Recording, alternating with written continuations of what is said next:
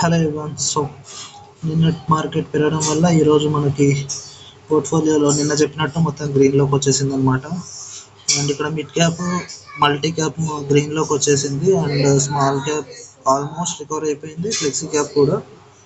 Global fund కంటిన్యూస్గా 3 డేస్గా గ్రీన్లో ఉందన్నమాట. ఇది ఓవరాల్ రిటర్న్స్ చూసుకున్నట్లయితే mid cap 2%, Nippon multi cap 2.8%లో ఉంది. అండ్ స్మాల్ క్యాప్ ఫాస్ట్గా రికవర్ అయిపోయింది. ఈ ఫాల్ కంటే ముందు అది ఆల్మోస్ట్ 3% అట్లా నెగిటివ్లో ఉండేది. ఫాల్లో మనం ఒక 1000 రూపీస్ ఎక్స్ట్రా పెట్టాము, సో అది ఇంపాక్ట్ అనమాట.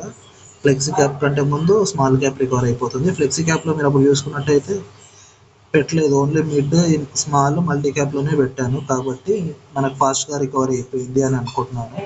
So buying dip regular monthly అమౌంట్తో పాటు మంత్లీ పెట్టుకోవడం కూడా మనకు అంత ఈ ఇంపార్టెంట్ అనమాట. ఇక్కడ ఆర్డర్స్ ఎక్కడ ఉంటాయో తెలియదు, ఒకవేళ ఆర్డర్స్ ఉంటే చూపించేవాడిని. ఈ డేస్ చేంజ్ చూసుకుంటే అన్ని గ్రీన్లోనే ఉన్నాయి. Mid cap 1.19, flexi cap 0.6%, small cap 1.37 and multi cap 0.9%, global fund 0.21. So ఇది అనమాట. ఎక్స్ఐఆర్ఆర్స్ కూడా డ్రాస్టిక్ ఇంప్రూవ్ అయ్యాయి. నిపాన్ మల్టీ క్యాప్ ఒకప్పుడు -36 ఉండేది. స్మాల్ క్యాప్ ఫండ్ కూడా 32 దాకా వెళ్ళిపోయింది ఎక్స్ఐఆర్ఆర్. ఇప్పుడు చూడండి మొత్తం అంతా రికవర్ అయిపోయింది, పాజిటివ్లో కూడా వచ్చేసింది.